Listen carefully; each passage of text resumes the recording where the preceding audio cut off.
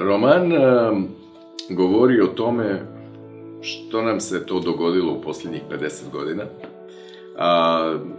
u kakvom svijetu živimo i zašto je to tako, zašto smo zaboravili sanjati, zašto smo zaboravili na utopiju.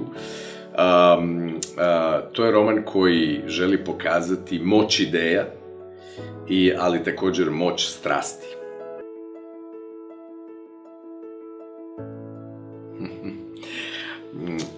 Čitatelj mora pročitati knjigu da bi shvatio tajnu iza slova W, zato što je to jedno slovo koje krije jako puno priča i koje tek pri kraju romana se njegovo puno značenje otkriva. Zašto to slovo i zašto konačno ono u naslovu romana. Pa moj spisateljski moto bi bio vjerojatno piši samo onda kada moraš. Odnosno, to bi značilo piši samo onda kada imaš šta za reći. I upravo je to ono što me vodi. Ja pišem i romane, i drame, i akademske radove, i teorijske tekstove, i eseističke tekstove, ali oni često se bave određenim obsesivnim temama s kojima živim godinama. Tako i ovaj roman nastao barem jedno 10 godina. Nastao je u vremenima pojave novih društvenih pokreta posljednjih 10-15 godina, nastao je u vremenima u kojima smo se počeli pitati o alternativama, nastao je u vremenu u kojem sam vidio da nam nedostaje sjećanje na ono što je zapravo tradicija utopijske akcije i djelovanja, tradicija 20. stoljeća, tradicija koja je došla do nas, koja nas je odredila, ali s kojom se moramo suočiti, kako s njezinim inspirativnim dijelovima, tako i s onim mračnim.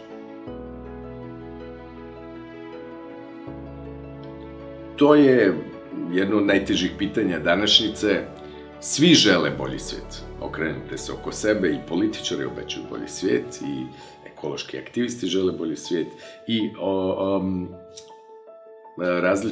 različiti populisti tvrde da će napraviti bolji svijet. Pitanje je samo kakve su naše ideje o tom boljem svijetu, šta mi doista pod tim podrazumijevamo i konačno kako se za taj svijet borimo. U mom romanu ja se posvećujem lijevim idealistima koje vode progresivne i emancipatorne ideje i postavljam pitanje, ako se već slažemo o tom boljem svijetu kojem želimo da idemo, pitanje je opet kako se za njega borimo. Da li se za njega borimo riječima ili bombama? Da li se za njega borimo ličnom etikom ili se borimo manipulacijom i obmanom? Kako se borimo za taj bolji svijet je jednako tako važno kao i ta vizija boljeg svijeta. Ja vjerujem da ova knjiga govori različitim generacijama. Onima koji se sjećaju događaja iz ove knjige, ali su ih možda zaboravili posljednjih godina, onima kojim se žele prisjetiti, onima koji su intrigirani onim o čemu ova knjiga govori, konačno nekim novim generacijama koje zamišljaju bolji svijet i možda žele vidjeti kako su neki prije njih pokušali za njega se boriti i šta ih je tu čekalo. A čekala su ih mnoge iznenađenja, čekali su ih mnogi neobični susreti, čekale su ih mnoge strasti i ljubavi, čekale su ih velika prijateljstva i velika razočaranja. U tom smislu ovo je roman doista, da koristim Nietzschea, za svakoga i za nikoga.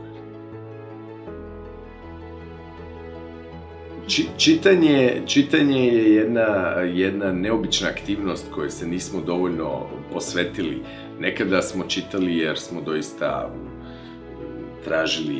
tražili odgovore. Nekada smo čitali jer smo se obrazovali. Nekada smo čitali jer smo morali. Danas pokušavamo čitati ono, barem ja u ovim godinama u kojima jesam, ono što će me inspirirati da bolje shvatim sebe i ljude oko sebe i svijet oko sebe. Nekada je to poezija, nekada to može biti, nekada je to ne samo čitanje, jer nekada je to vizualno čitanje, kao što je, na primjer, gledanje filmova ili serija, koje nam također govore i prenose priče. Nekada su to loši romani sa zanimljivim likovima, nekada su to sjajni romani, ali koje ćemo ubrzo zaboraviti.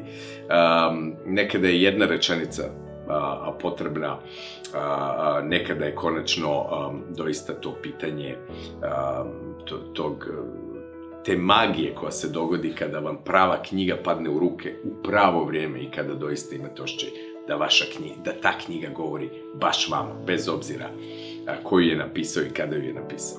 To je tajna čitanja i upravo zbog toga bez njega ne možemo, upravo zbog toga nam daje prostor koji nikada nećemo imati bilo gdje u bilo kojem mediju.